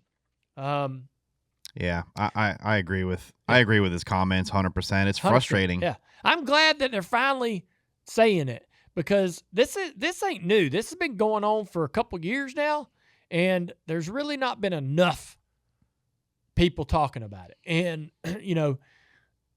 there's always that comment of, well, we like what we see. Or, fans are excited. They're standing up cheering at the finish. And so, TV numbers, whatever. There's always these metrics that can argue that nothing's wrong. But this car is just too draggy, and they've got to figure out, exactly what it is that it's going to love and going to provide us with some bigger moments. The O'Reilly car, the ARCA car even, at Talladega, that ARCA race, I know those guys are really inexperienced and everybody's kind of driving by the seat of their pants, but it looks better. It's funner to watch. There's guys making moves. There's places to go. There's runs to take. Yeah. And you see that in the O'Reilly series as well. The O'Reilly, to me, the cream rises to the top in the O'Reilly cars because the good guys know how to get there, and they can get runs and they can take it, and they can manipulate air a little bit. Yep. They can do things like that. With the Cup car, we can't do that. We can't give the guys a chance to really show their ability and stuff. It's just whoever. It's like I think I saw a stat that the only time there was a change in lanes at the front was on a restart if somebody chose a different lane. Yeah. Other than that, nothing changed, and you're just not really. To me, we're not getting a chance to see the drivers separate themselves and put on the show that they can put on. Yeah, I have to agree with you. Hey, everybody, the 2026 NASCAR season is underway, and it's already shaping up to be another year of hard racing, great storylines, winning moments that remind us why we love this amazing sport. And when it comes to capturing all of that on-track action in collectible form, nobody does it better than Lionel Racing, the official diecast of NASCAR. Their race win diecasts are some of my favorite cars in my own collection. That's because the detail, They look exactly like the car does in victory lane. The confetti, scuffs, marks, tire marks, damage, all of it. It's like freezing that winning moment in time and having it right there in your own home and your own collection. Lionel Racing Diecast, they're the real deal. And right now, Lionel is offering a free domestic shipping when you use promo code DOWNLOAD26. That's free domestic shipping when you use the promo code DOWNLOAD26. So head over to LionelRacing.com, grab your favorite diecast, and make this NASCAR season one to remember. All right, we got winner Chase Elliott calling in. Chase not getting ready to go on the golf course. At least it doesn't look like it. Last time you won earlier in the season, getting ready to play you around. What's in store for today? I got some media stuff to do today, around home, and you look like you're in one of your daddy's old race shops. I am in the shop. You are correct. You are correct. So, got some stuff to do around here today, but and then I got some work to do for Watkins Glen this afternoon. So just kind of rolling right along. Heck yeah, man. Well, hey, congratulations on an awesome win at Texas.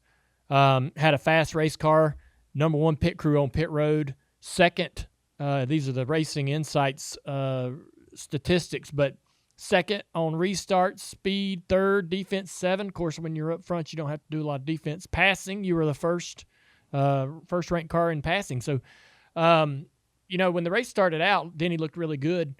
You were kind of climbing your way through the top 10. Did you recognize early on, how good your race car was? Yeah, it's interesting. You're on top of your stats. I don't think we've ever opened up. I've never had an interview opened up talking about passing stats and defense stats. So, props to you for doing your homework. But I thought actually on Saturday, it's always hard to tell. At least it is for me. Like, people are like, "Oh, how's your car?" Yep. And I'm like, man, I don't know. Like, I think, there's weeks where I think we're in the ballpark, but a lot of times until the race starts, it's kind of hard to tell for sure. But I felt like on Saturday there was at least potential in it, which I thought was a really good sign. And I thought we had pretty good pace for a balance that I didn't think was totally put together as well as it could have been. So, I went to bed Saturday night thinking, man, if we can just piece together a couple of these little things, I think it would ultimately help our pace. And fortunately, we did that. I thought we put my corner together really well.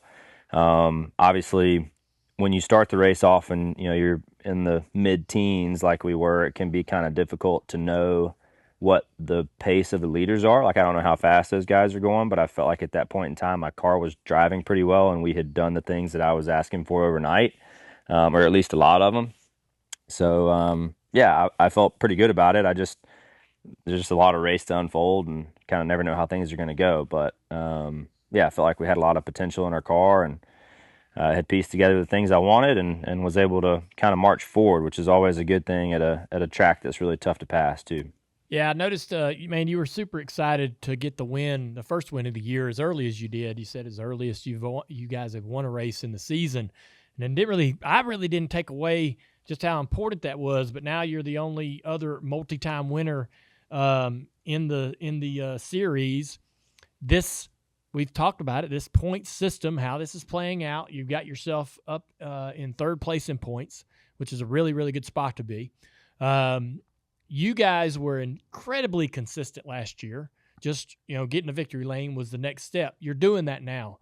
I don't know, man. I feel like you probably don't like this, and I certainly didn't at this point in the season either, but I feel like you guys are looking like one of the favorites to put together the type of season you need to be able to win a championship this year. You got the speed early in the car, and you got, things happening on pit road. All things are pointing in the right direction. Is that how you feel? Do you see areas where you guys could improve? I definitely think there's room for improvement for sure. And I also think too, like, it's still really early. And I think that if you're not continuing to improve from where you sit today, you're probably not going to be in a real good spot come, September, October, November, when they're going to hand out the big trophy. So I just think that at this point in time, it's like, man, we better be developing. Like, we better be improving. I better be improving. And I think there are still areas that are deficient that we can go and extract more out of. With that being said, I'm super proud of our team. I'm proud of everybody's effort. I thought Alan called a really good race. I feel like our pit crew did a great job. They've been really good. I just haven't put them in a great spot a lot for their talents to be showcased. So I'm glad that they're getting the recognition that they deserve on pit road. I felt like I managed the race well. Honestly, I was proud of all aspects, of the weekend, and I thought that was one of our strongest races in quite some time. So, I think for me, it's just, hey, like after Martinsville, it wasn't like, hey, we got to win, we can relax. It was, man, we're in a good spot. We have a really great group of people. Let's capitalize on that. And it's really cool that we got to win. Now we have a longer runway to add to that, a longer runway than we've ever had before to add to that throughout the season. So, we've just been digging in, and I feel like talking about the right things, and teams been pushing me, I've been pushing them, and all those conversations have been fun, and it's been a fun development process with this new car and being involved in that too. One of the things I noticed during the race at Texas, when you were out front, you would fire off and get a reasonable lead, whether it was Tyler Reddick or Denny Hamlin. There was a point where they could reel you back in. But if the run would last, I'd say beyond 25 laps or so, you'd get up into that top groove or the higher side of the racetrack and start to drive back away. Are you managing your pace throughout the run? Were there just pockets of the run where they were better and you just would have the better long run speed? What was the deal with how the gap would change between you and the leader at times, or you and the second place car? No, that's a great question. Obviously I can see that visually. They weren't necessarily giving me lap times every lap, but I could certainly see that visually. And I think a lot of it was lane choice dependent and getting up to the top lane maybe a little earlier than me, or, taking a little more risk on one lap versus the other. And I think that's the big one with Texas is like the place is really treacherous. I mean, Really? you can bust it very easily, especially in 3 and 4. And I think how you kind of manage those bumps on that end of the track are really important.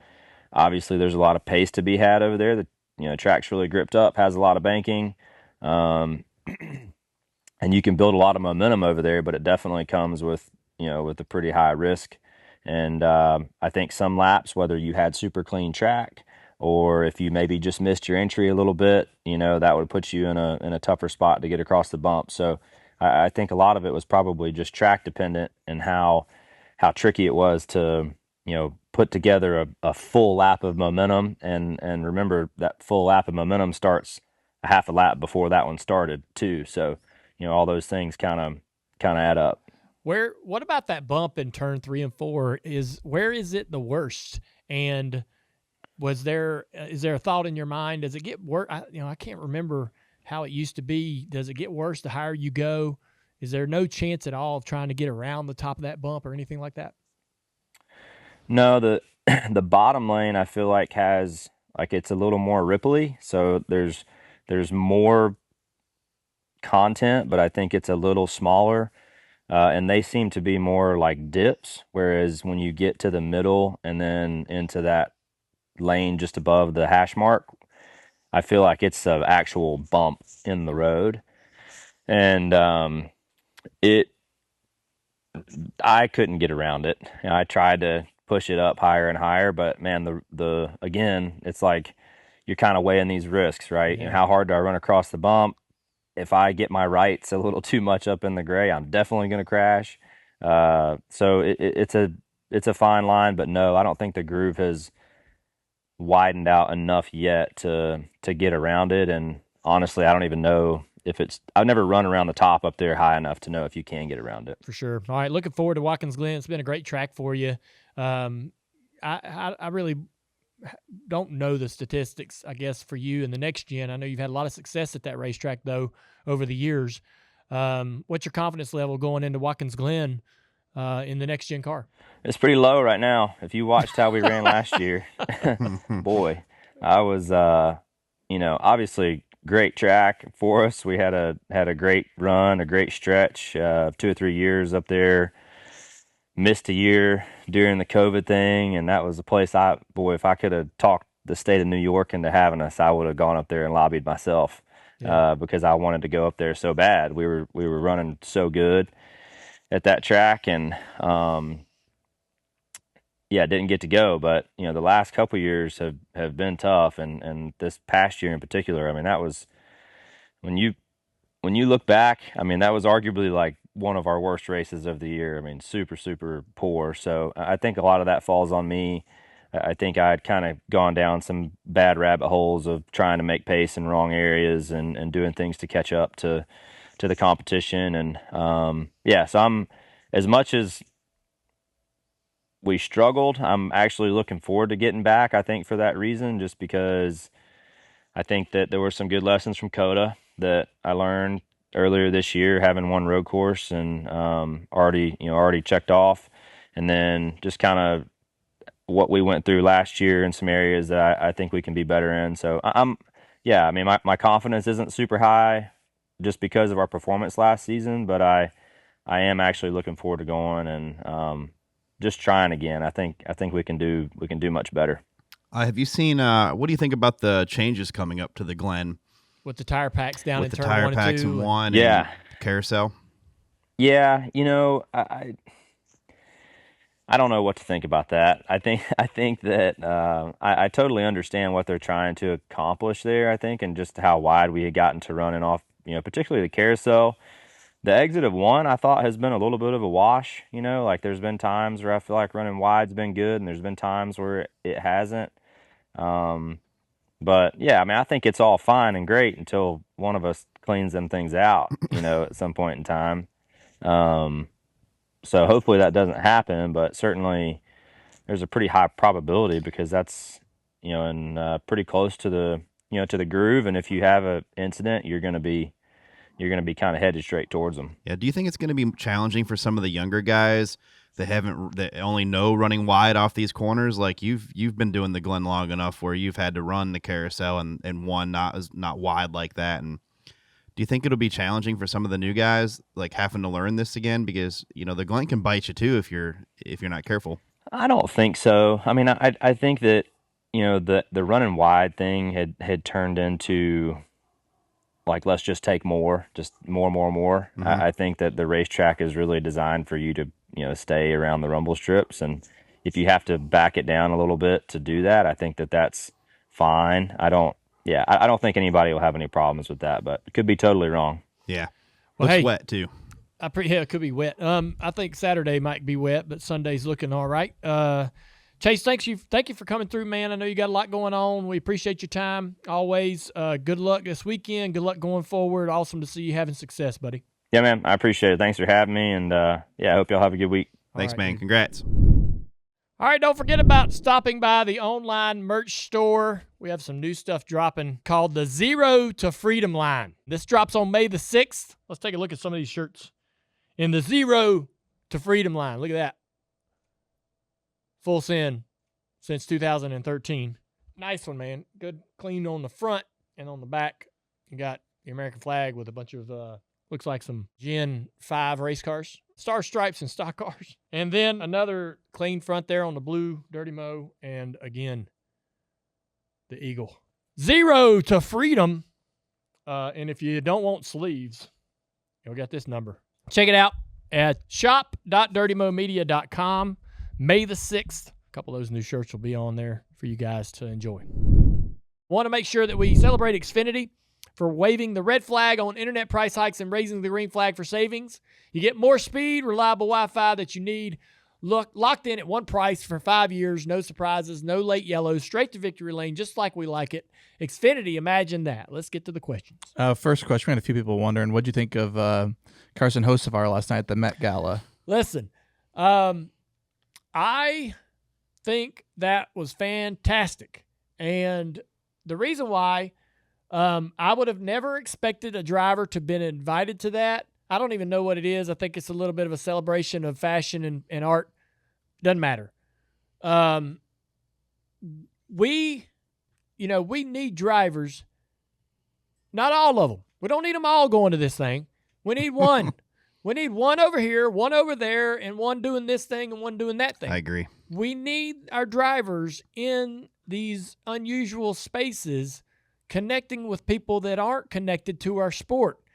Back in the day when it was badass to be in the Rolling Stone magazine, right? I mean, that was a great opportunity for me, and I reached so many people, got to showcase who I was to so many people that were not watching races on Sunday. MTV Cribs. I went and got to introduce Lincoln Park during the MTV Music Awards.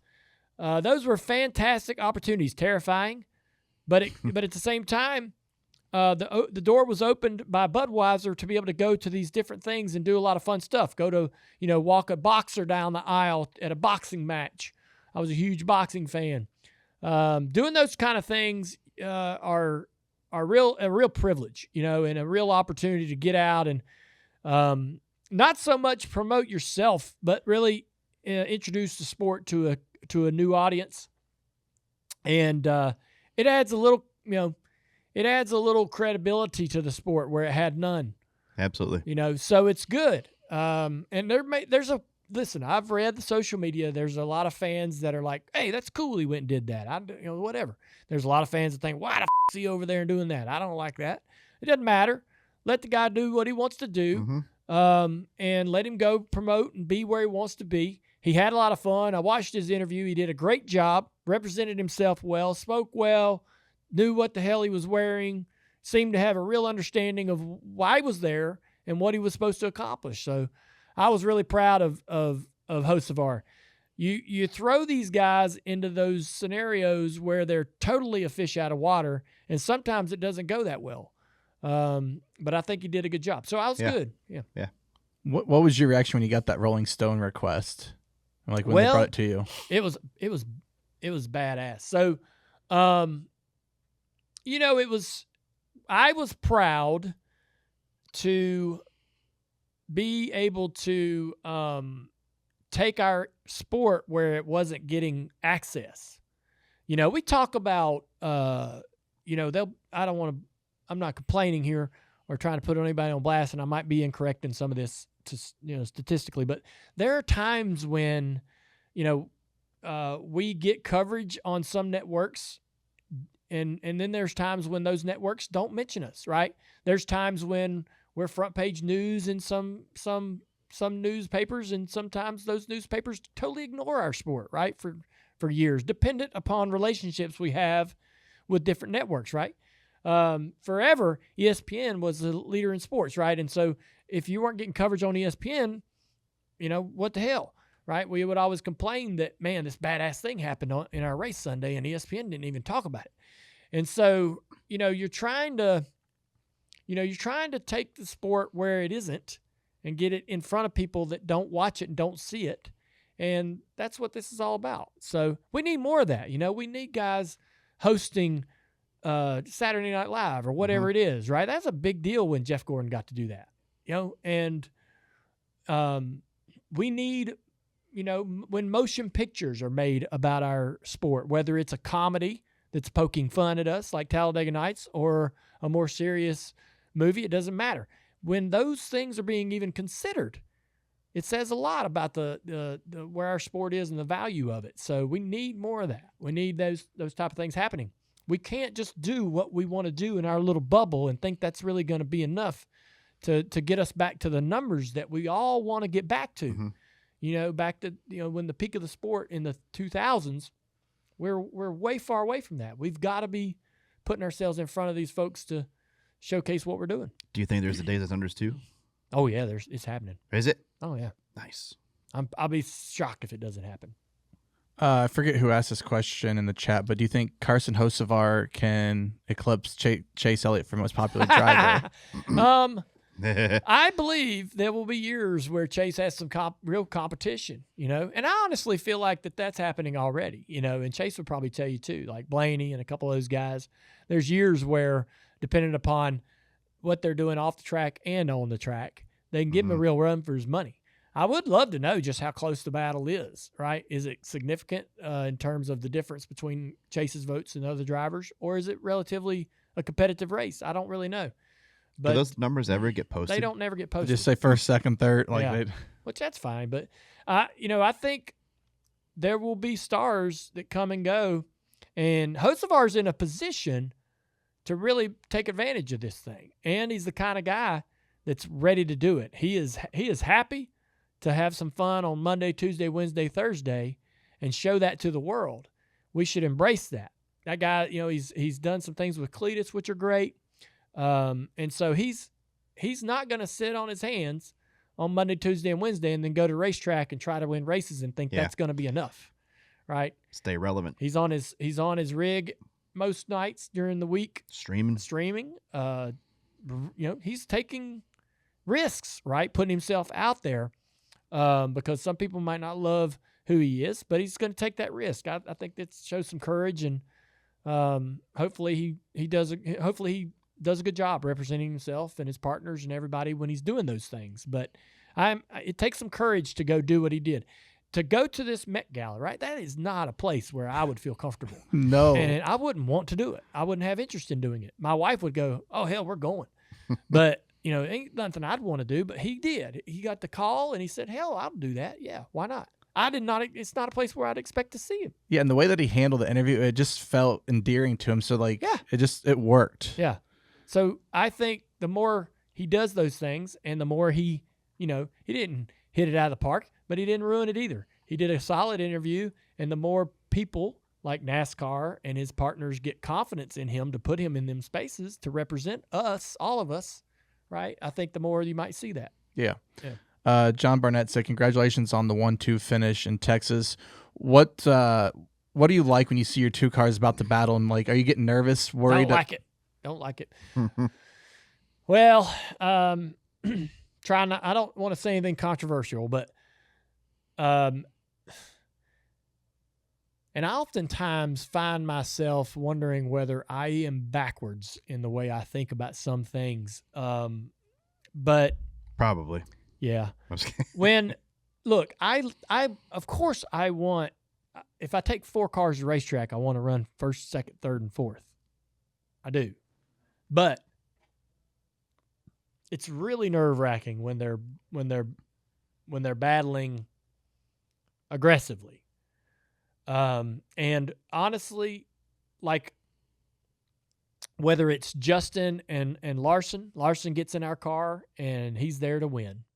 And he's only going to run a handful of races, and he ain't about nothing but damn winning that race. He ain't there to be a good teammate. He ain't there to do nothing but win. Just get a trophy. And if him and Justin are duking it out, I'm like, Larson, come on, man. You got to get, Justin's running for a championship here. Justin, come on, be smart here, man. Don't take any chances. And if it's them two or it's Larson and Zilich, you got Larson, who a lot of people have him in the conversation as one of the greatest drivers in the world today. And then you got Zilich, who wants to be that in that conversation. You got him driving down into turn 3, Zilich on the inside where, you're on the inside car is going to get loose, and he gets loose, right? I mean, was it the other way around? No, it was that way, I think. Yeah. I can't remember what position they were in. I think Larson was on the outside, but they are racing the hell out of each other. And one side of me is going, freaking yes, go after with two amazing drivers, right? I mean, golly, what else can you ask for? They're in my car, but damn, that's amazing. But at the same time, you're like, all right, man, let's not accidentally cut his left rear tire, or let's not damage our right front fender, or you don't want to see them do anything that's going to make their day long or hurt their chance to win the race. And so it's nerve-wracking. I want them to all do great, but not at our own expense, and we've seen that in the past, right? And I'll tell them too. I think I said this in the competition meeting to the crew chiefs. You guys are going to put 4 or 5 great race cars out on the racetrack. And if they're all running up front, at times they are going to hit each other. Watkins Glen last year. They are going to bounce off each other. We ain't going to love it. But that's what is going to happen at times if they're all running at the front of the field. So the end of that race, there was a split second there where I thought all three of them were wrecking for the lead. Off of 4, as sideways as Brent Cruz was, I was like... It's inevitable. Kudos to Brent Cruz. Yeah, great run. Dude, that's a shoe. Badass little race car driver. Great car control to be able to race those guys, not put them in a bad spot, not door slam anybody. I don't know. They were in a bad spot. Dude, they all made it. They all made it. Yeah. They all made it. And Brent Cruz did what he could in that scenario to give those guys a chance. Mm-hmm. I haven't seen a car that far sideways. And he's a young kid, man. And make it. So he's going to get even better and smarter and less likely, right, to put people in bad spots as he goes down the road. Cheryl here said, just received her first 4-pack of Jerky Boys. No autograph, but hopefully the next one will have one. Maybe get the gold bag. This is great. Thanks for this opportunity, Travis. I got in the mail 1,500 empty bags of Jerky Boys beef jerky. I'm going to sign all of them, and they get mailed back to Nashville where we make our jerky. We make it ourselves, and we bag it. And we're going to drop those bags of autographed bags into some shipments. Randomly. Yeah. And so the first 150 that I signed should be at our facility now getting bagged. So hopefully some of those start landing in shipments soon. And it's really, I don't know that they have a plan on who gets what bags or what shipment what do you need to do. We got a new 4-bag subscription. When you subscribe before, you only got 2 bags. We got a 4-bag subscription now, and you get every bag cheaper. Jerky Boys is on fire. On fire. I gave some to Cletus. He loved it. Yeah. So it is good stuff. Yeah. It's I haven't had anybody try it that said they didn't prefer it. Yeah. Speaking of food, if you had to smell like a food for the rest of your life, oh my gosh, what food would it be? These questions. Am I shooting liquid out of my finger for this? For no, you just smell like a food. I'd say a fruit. No, that's probably that's the safe answer. Yeah, I'm trying to find something that smells like an orange. Good. A little citrusy. Orange might be a little strong. I don't know. Citrusy might be a little strong, but not too bad. Maybe a lemon, lime.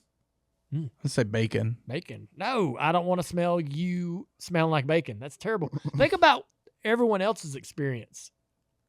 Like, what do you want other people to smell when they walk up to you? But when you walk down into when you walk into the kitchen and you smell bacon, doesn't it just like make you happy? Not if I know it's you that smells like bacon. I'm gonna go, man. If you've been around him, he smells like bacon. That ain't a good smell for you. I disagree. I think I'm gonna cheat and say a fruit. I don't know. I mean, I see what Travis is saying though, because sometimes when you if you put something in the crock pot and it cooks all, you're like, oh, that. I think the only thing maybe that could do better is pancakes, maybe blueberry muffin. Pancakes aren't much different than bacon.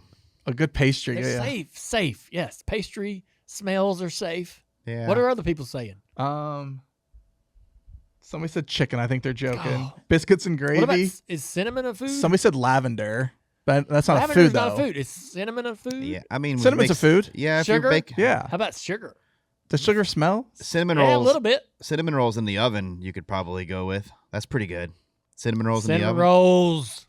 That's where we are in the vein of pancake, waffle, cinnamon roll. Maybe a good bourbon or a good tequila. No, don't want to smell like alcohol. That's going to get you a lot of looks. Someone said smoked ribs. And anytime you get pulled over for speeding, you're going to have to go through about a half hour. Sir, here's Ask Junior. You're going to be on the side of the road doing handstands and Somebody said smoked ribs, kiwi, cantaloupe. Yeah. I'll go cinnamon roll. It's hard to beat that. Yeah. Jediah said weed. Oh, my gosh.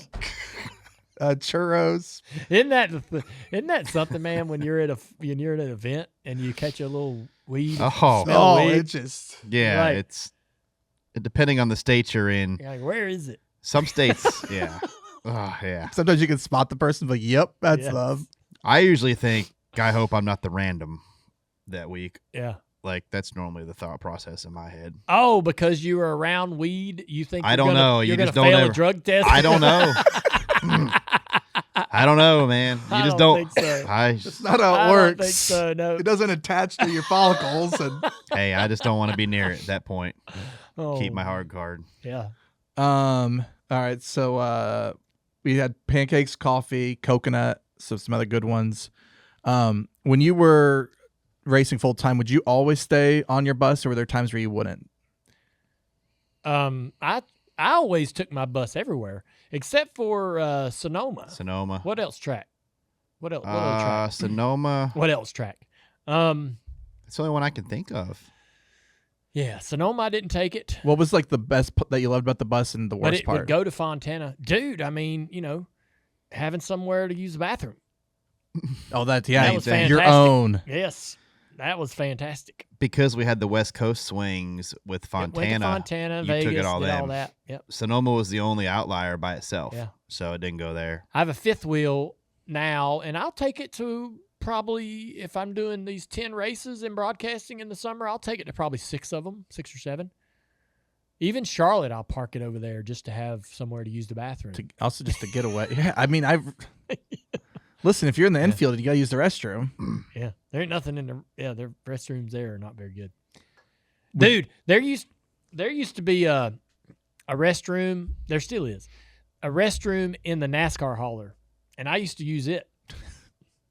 If I need to use the bathroom during practicing or if I was in the garage, I went to the NASCAR hauler and used it. I mean, it's smart. Yeah. You don't want to use like public restroom. Yeah. Got your fire suit on. Yep. I'd walk in there and be like, "How you doing, Mr. Hilton? I'm here to use the bathroom." When we got the new hauler on the 88 was nice. Yeah. So That was good. I don't think anyone has a bathroom on their hauler, even today. But back in 2015, we got a new hauler, and I had them put one of them dry urinals in it. What is it? Yeah, I'd say yeah. What's it called? There's a brand. Yeah, I don't know the brand name. They're probably saying it in the thing. But there's a brand of urinals, and it was great. It was in this little closet. And and Jimmy would come over. All the drivers would then come to our hauler to use the bathroom. So we saw a lot more of our teammates. Except for the only person I think didn't like it was the truck driver Squiggs. I don't think he liked it because he had to empty it all the time. Yeah, he probably did. He probably didn't like it. It's a small thing to ask. Would you always park your bus by the same drivers? I always parked my bus in the same spot. Yeah. So the drivers beside me may change, but my spots were always the same every racetrack. Mm-hmm. Still today, I was parking the same spot at Daytona. And we'll go to some other tracks, and we're still in the same location. Gotcha. At Daytona, Bubba Wallace has been my neighbor for a while now. Since he started racing Cup. Truex was on the other side, and now I don't used know to be Matt. Kenseth was me and Kenseth were side by side for almost every racetrack throughout the 2000s. Oh yeah, because you mentioned your smoke fumes. Yeah. All right, well that's it for us, Junior, this week. All right, hey, appreciate everybody tuning in. Had a lot of fun. We got a great guest for you tomorrow. Not going to tell you who that is. Big surprise. Big surprise. Bless your heart later this week. Thank you, Xfinity, for waving the red flag on internet price hikes and raising the green flag for savings.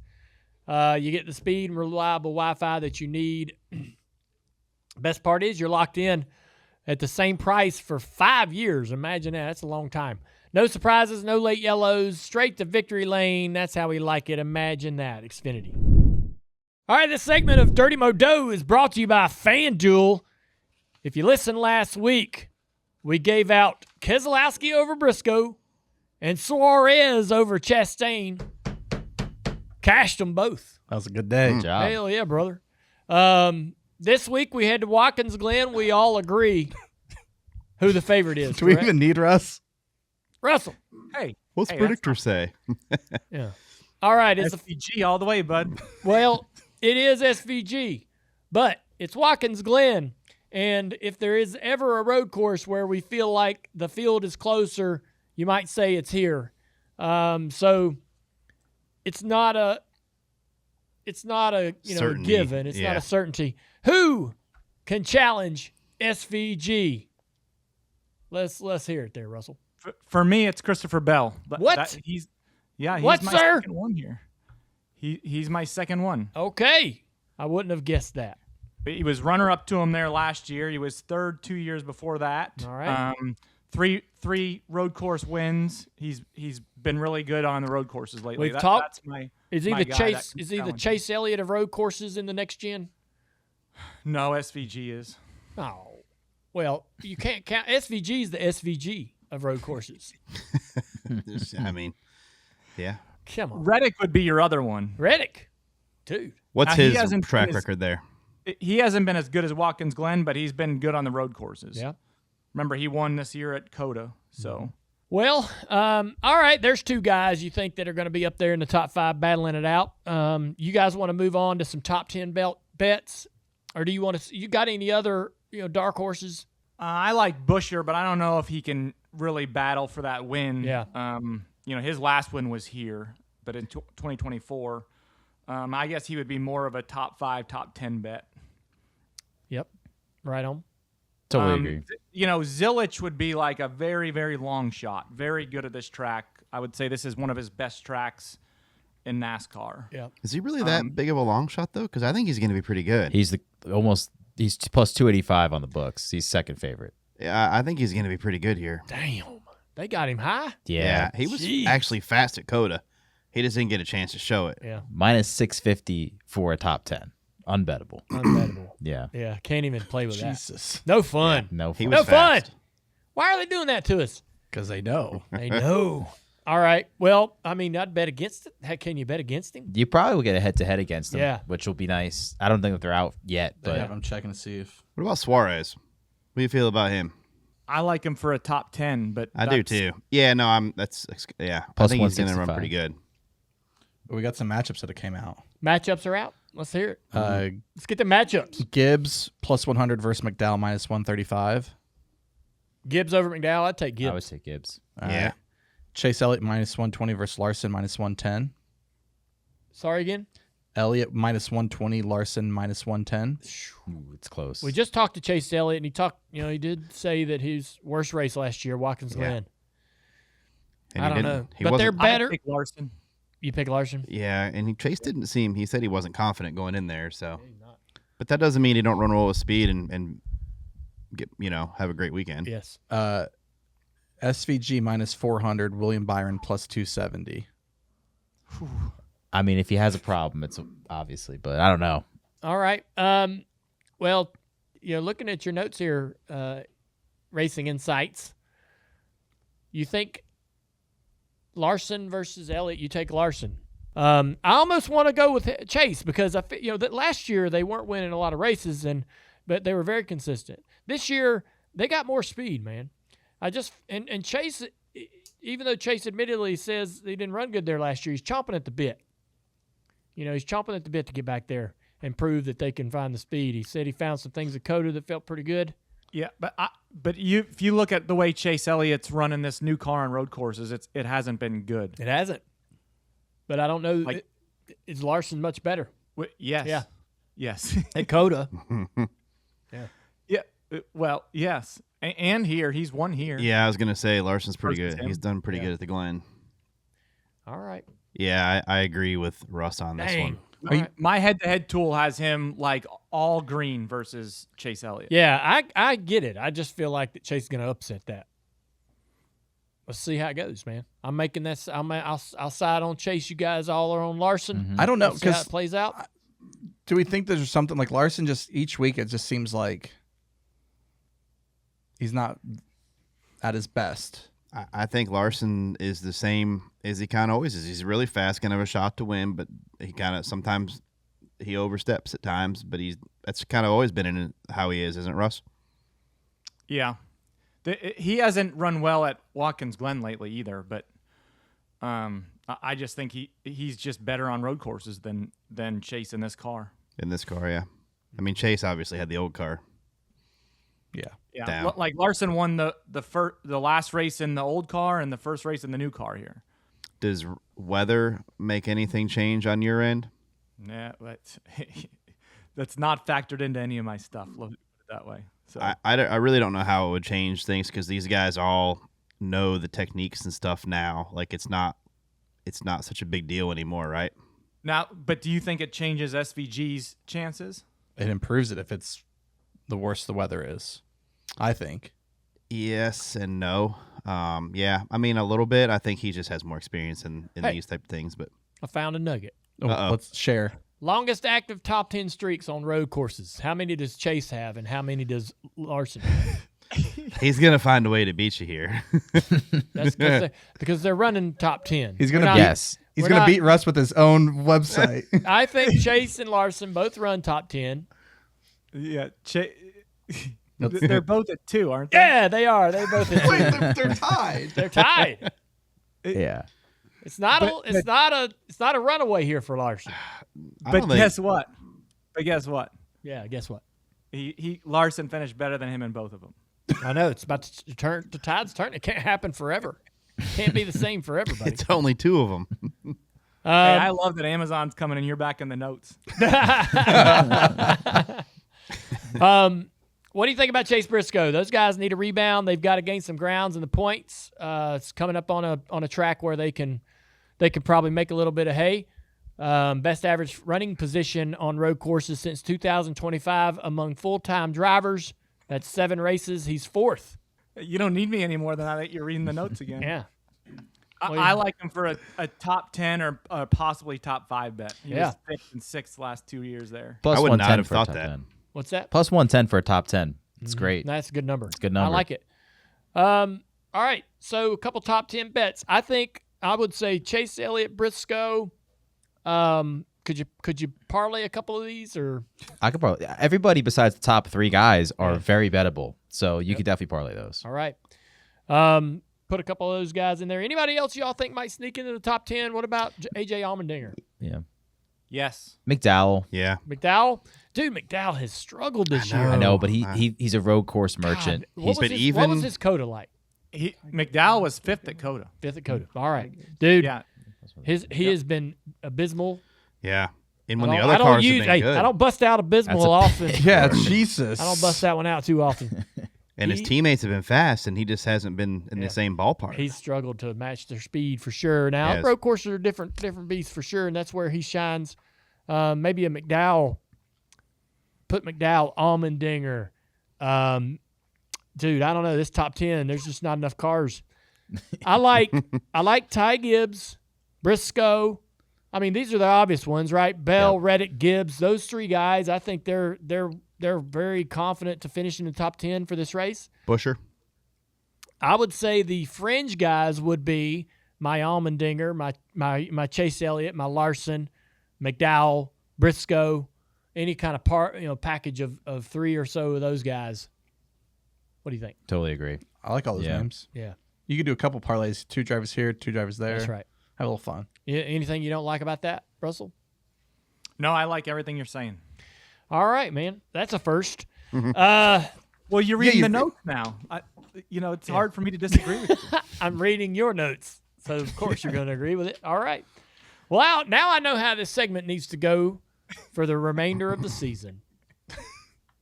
All right, we found the secret. We've unlocked the secret. I just say everything Russ likes. Yeah. It goes well. Yeah. All right. Well, I guess what else? What else are we missing? Are there? You want to do a manufacturer parlay? We've been staying away from that, haven't we? Yeah, I think this is a good week for this one. is a good week for one. All right. SVG for Chevrolet. Give me Busher for Ford. Busher on the Ford. Yeah, I think it's Bell or Reddick, whichever one you like better. I'm going to go with Bell. Bell. I mean, his average running position in the last 7 races at road courses is 3 spots higher. Who'd you say for Ford? That's a lot. Busher. 3 whole spots. Because, I mean, if you look at, you got 8 guys here in this list that I'm looking at, average running position. Shane Van Gisbergen's far out in front at 3.1, just way out. Then you got, so Tyler Reddick in 3rd all the way to A.J. Allmendinger there's only one position. Tyler Reddick is 11.1 and A.J.'s 12.6, so they're very tight. But Christopher Bell's kind of sitting out there with a little bit of a gap in 2nd place at 8.6.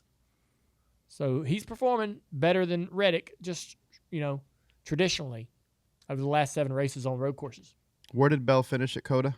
Was he? I don't remember. He was 3rd. Oh, okay. Yeah. Yep. Hard Like to go against Bell. his last 4 road course races are third, second, fifth. Yeah. It's pretty bad. You just Then don't he need Reddick to finish second, and you'll be all right. Yeah. If you parlay the SVG, Bell and Busher. Busher plus 14.22. Yeah. Can you do? Oh, how badass would it be if you could bet the top 3 finishers in correct order You might be able to. somewhere? I don't know if they offer. SVG, Christopher Bell, Tyler Reddick. I wish they would offer that's that, the but top 3.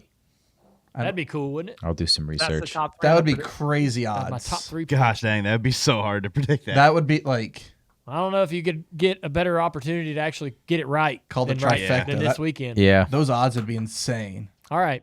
Hey, man, appreciate you guys coming through. Thank you, Russell. The Dirty Modo segment is brought to you by FanDuel, the premier gaming destination in the United States. We'll see you.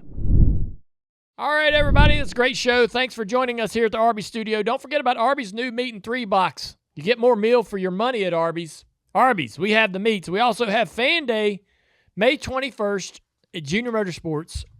There's a lot going on. A lot of autographs, a lot of vendors, a lot of free samples, a lot of fun things to check out, race cars to look at, tons of things to do at our Fan Day. But I think the standout that you'll want to be here for is at 12 o'clock for 1 hour. Amy and some other guy. and myself will be doing Bless Your Heart live from the Arby's stage. We'll also have Door Bumper Clear. They'll be on from 1 to 2 with Jordan Bianchi.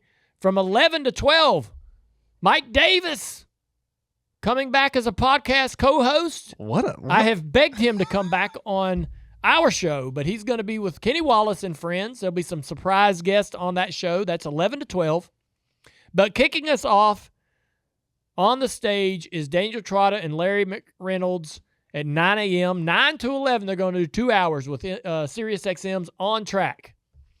All live shows from 9 till 2 p.m. If you can't make it out, check it out on SiriusXM. They'll be posting our shows like normal as well on our social media handles. But I'm sure many of you are going to come see us and have some fun.